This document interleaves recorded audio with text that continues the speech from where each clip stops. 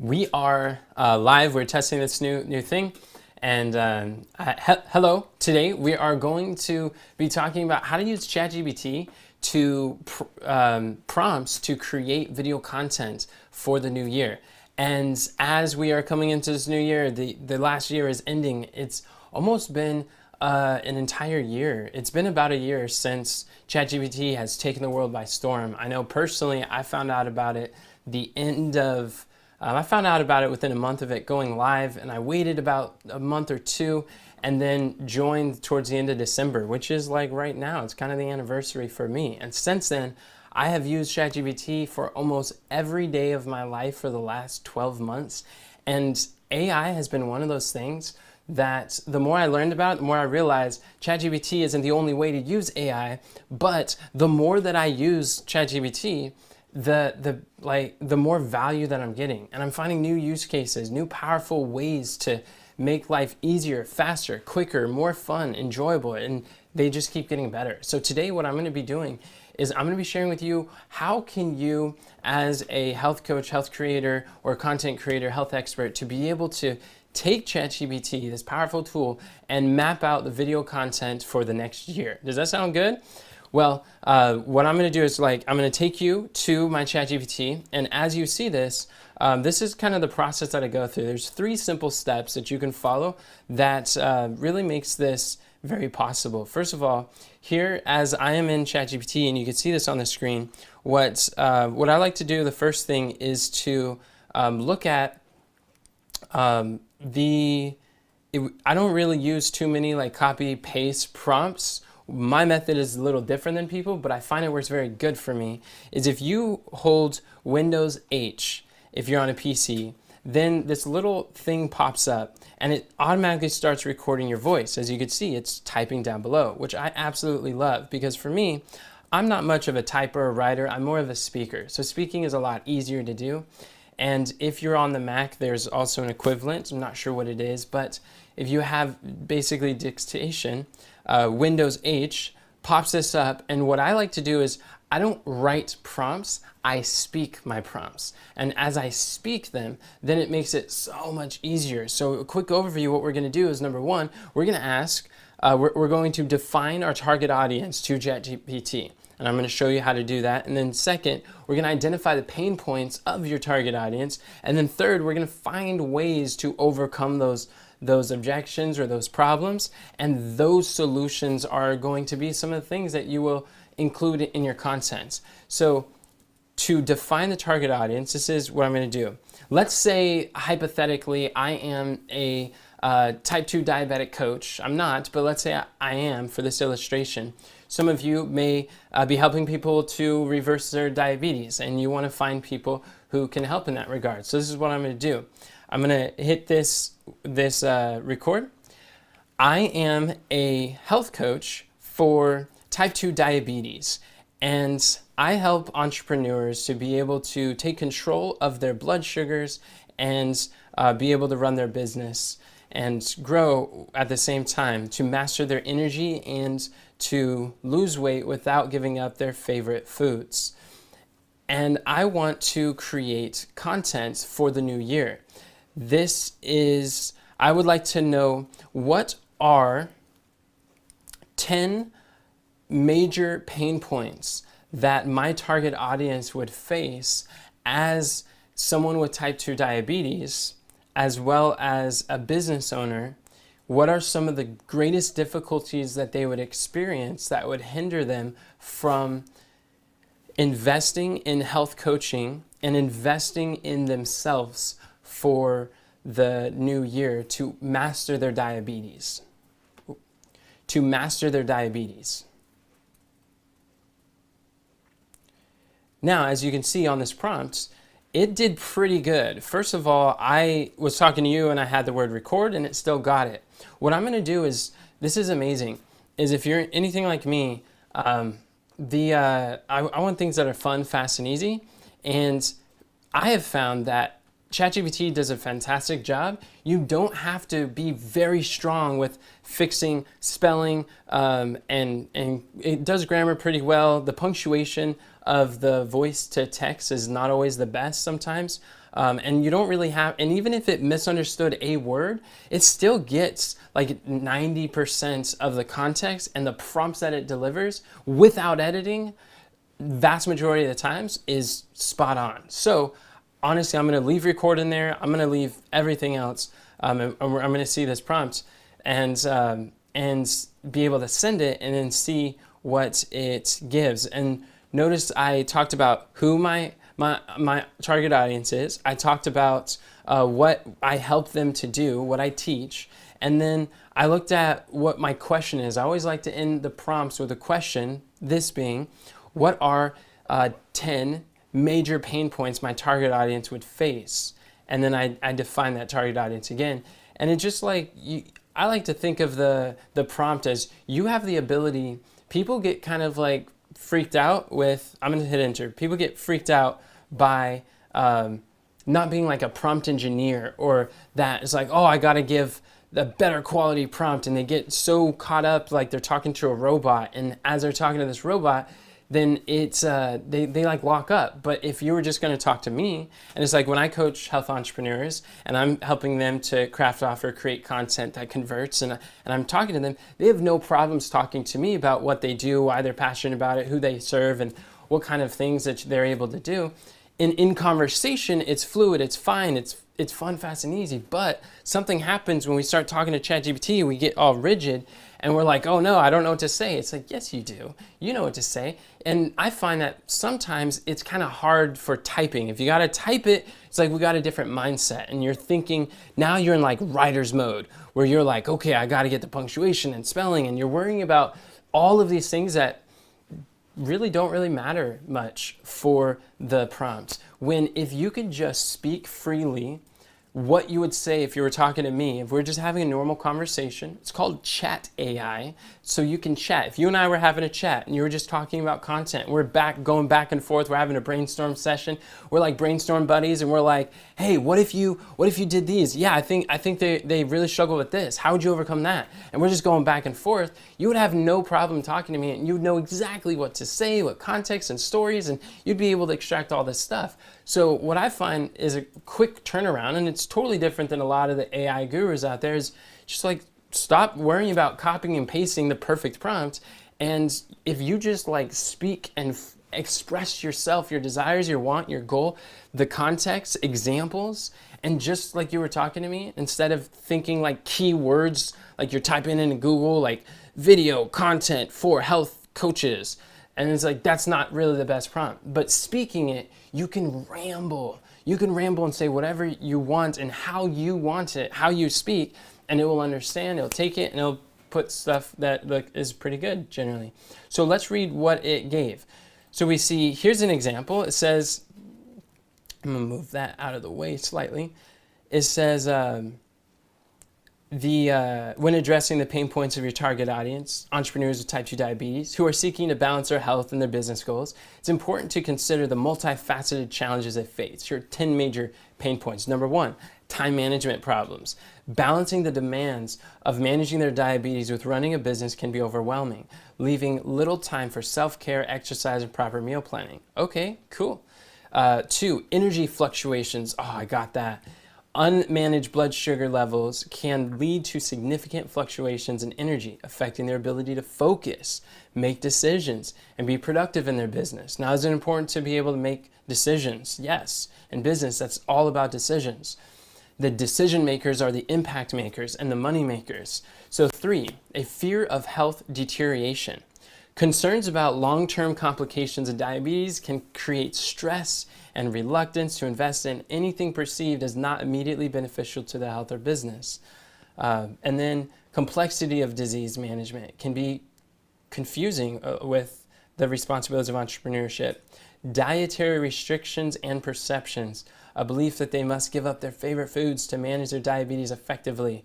Okay, financial strain, the cost of medical care, healthy food, and potentially health coaching might seem as an extra burden on top of business expenses. 7, lack of tailored solutions. Ooh, that's good. Difficulty finding health coaching that understands the unique challenges of balancing entrepreneurship with managing a chronic health condition like diabetes.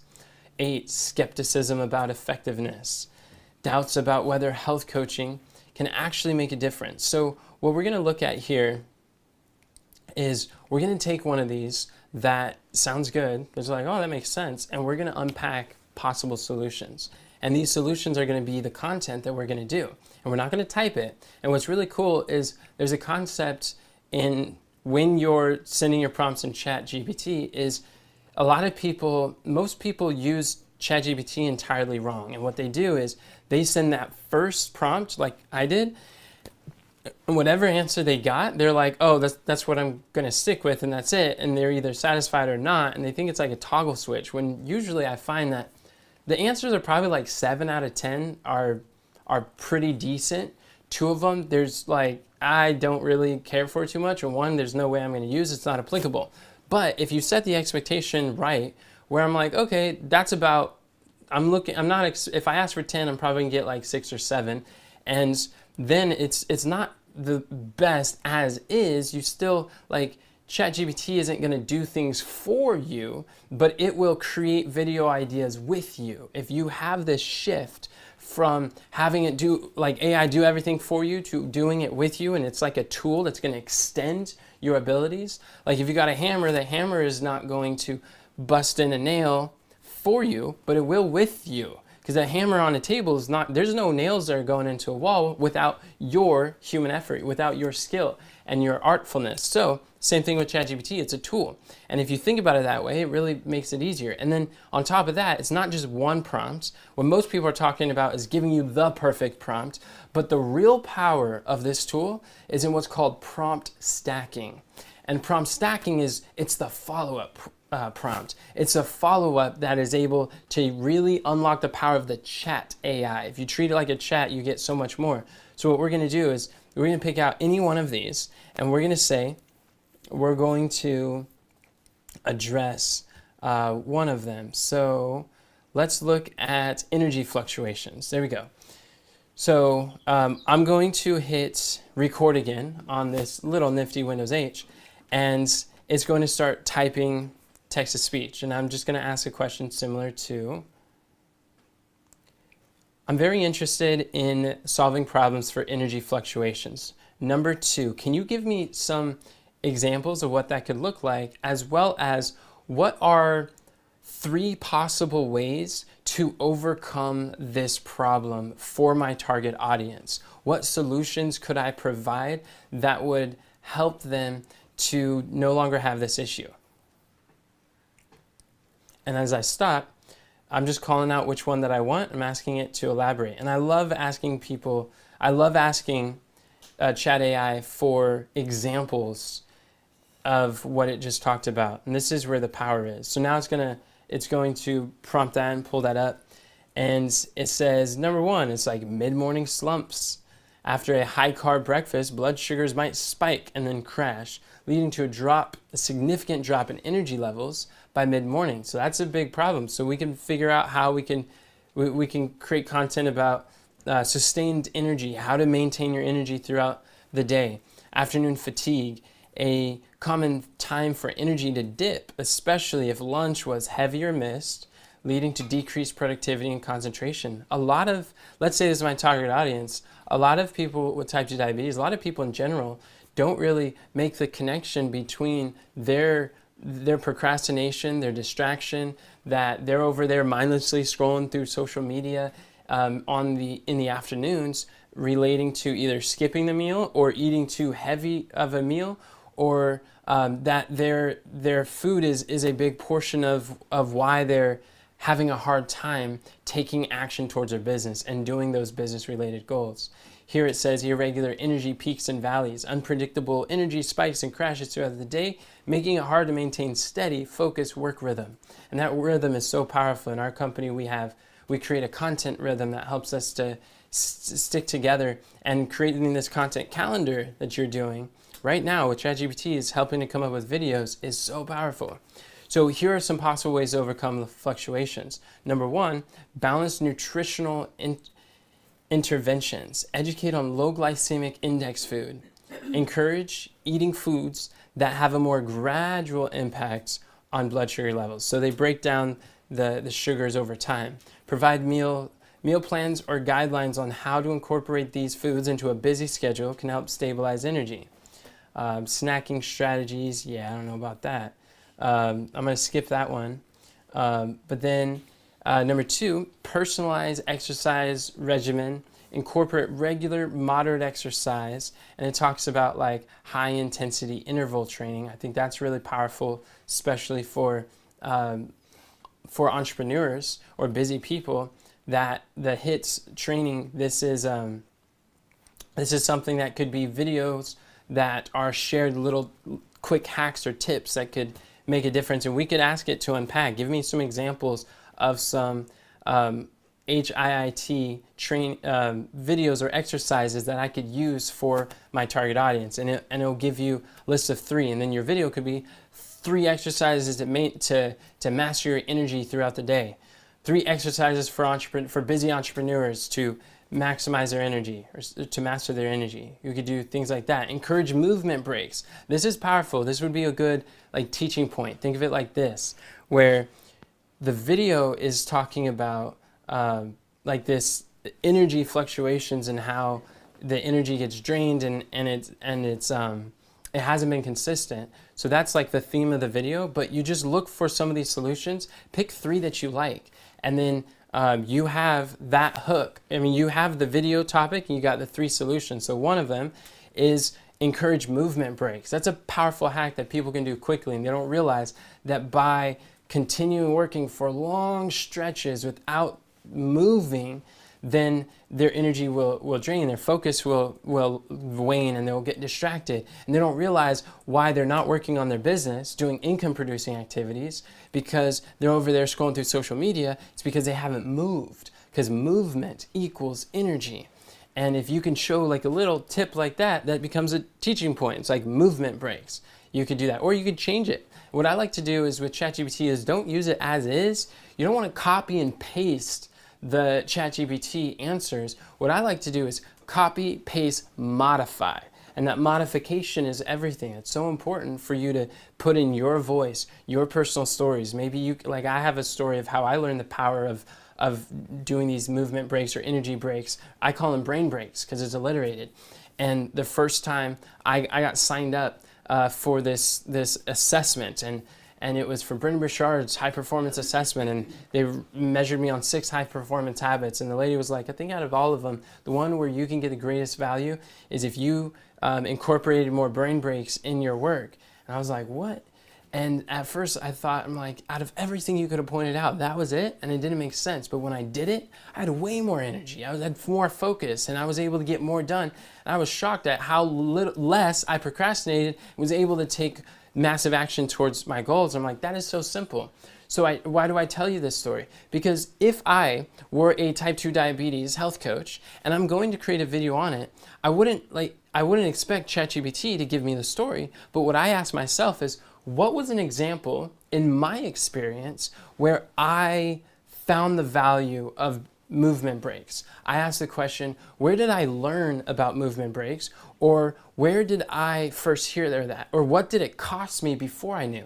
And just by asking some of those questions, I can think back of like, oh, this wasn't, and I didn't learn it from movement break. I learned it from a brain break. It was actually called an energy break, but then I changed the name to brain break. So it's just, all learning is association. So if you can make the association of what you already know with this new phrasing or terminology that ChatGPT may be providing, then you see, oh, this isn't new. It's just the same principle, just packaged in it's using a different label, and that's okay.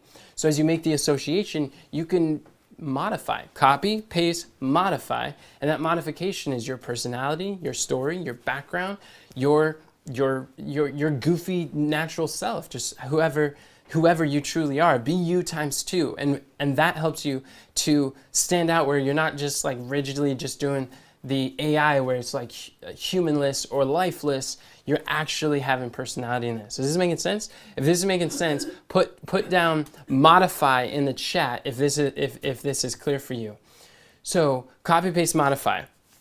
Now 3, we see stress management and sleep quality improvement. Talks about mindfulness and relaxation techniques. methods like deep breathing, meditation, or progressive muscle relaxation to reduce stress, which can exacerbate blood sugar fluctuations and drain energy. Now, for me, I think mindfulness, there's some like good mindfulness, and then there's some like counterfeit mindfulness. I find sometimes there's like these like new age terms or phrases that I just wouldn't really do. What I like to do is I take everything that I learned about the Bible or marketing, and I trace it through the scriptures. Everything I learned about business and marketing, I like to compare with scripture and filter it through that lens. What I find is, while the word mindfulness isn't in the Bible, meditation is. And the biblical meditation is not about emptying your mind.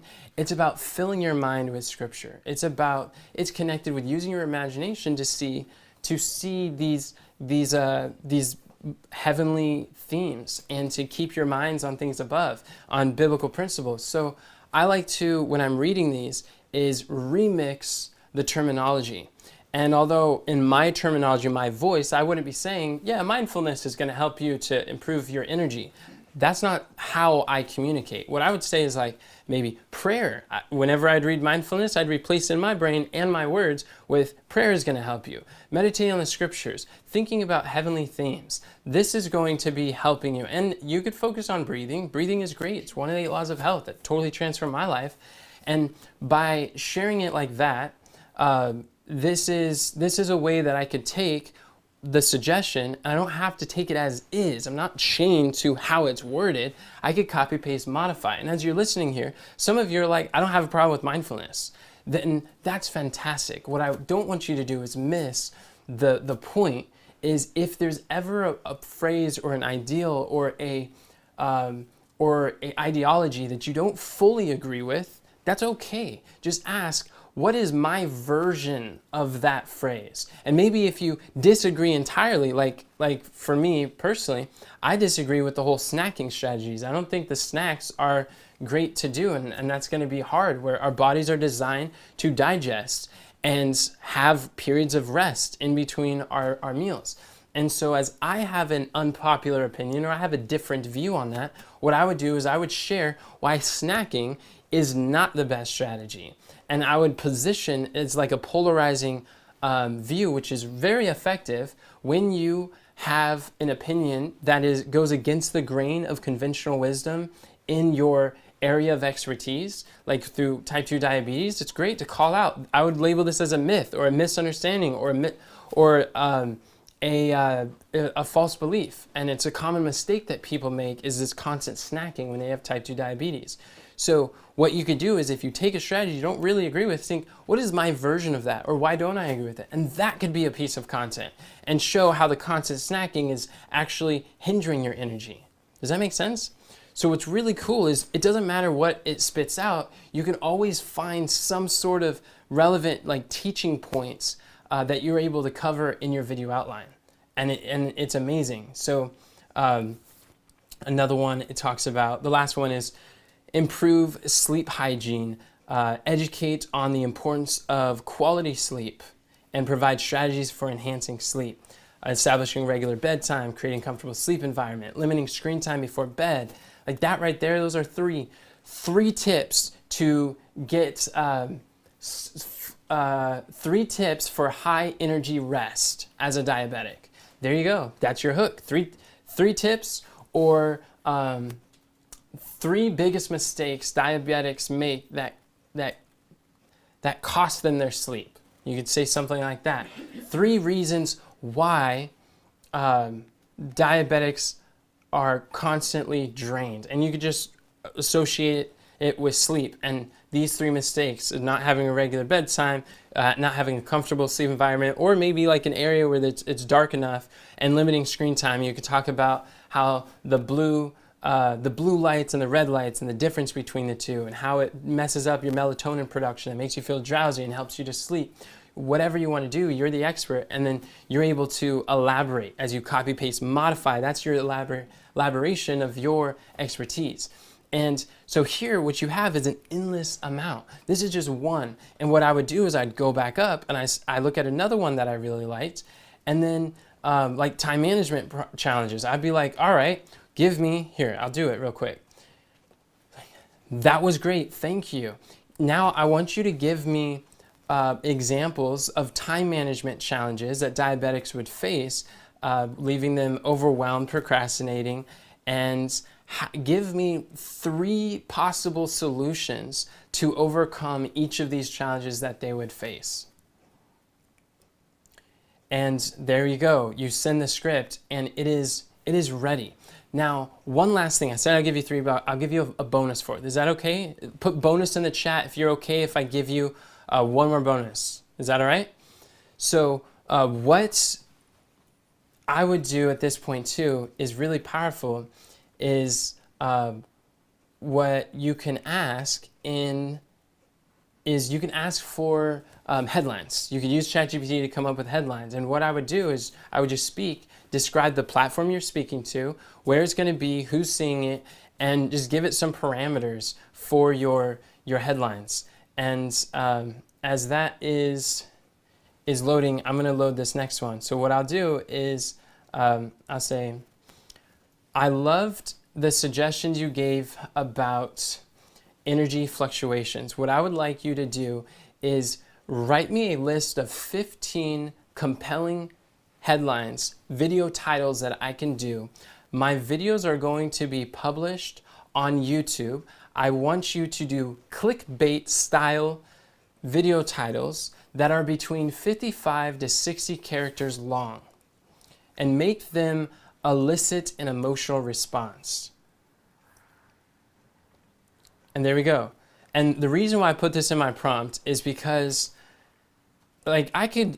because one, I asked for 15. If you ask for a list, by default, it's going to give you 10. I like to do more than 10 because, again, it's like 70% of them are going to be, all right, maybe out of 15, like 1, 2, maybe 3 are going to be really good and maybe change 1 word. But it's just the more that I have options for, especially when it comes to headlines, it's I find that I just have more to pick from and it's easier to eliminate the ones that are not that good.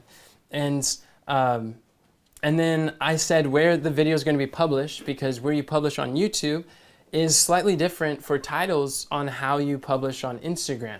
There's like 2 types of titles. There's scrollers who are just scrolling through and you stop the scroll and they're like, oh, pattern interrupt stops them. And then there's searchers who are more like how to, who are more like they have search intents that they're looking for something.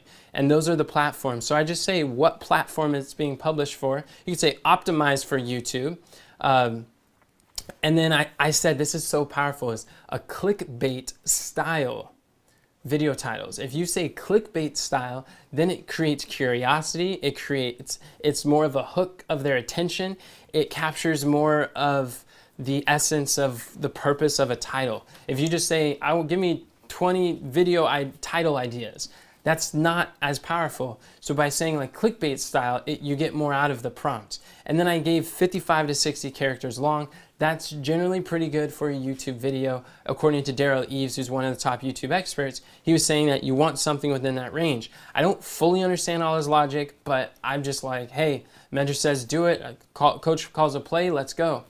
And then eliciting emotional response. The number one trait of virality is that it elicits an emotional response. So let's just put it all, reverse engineer, or like, I don't want to say that to complicate.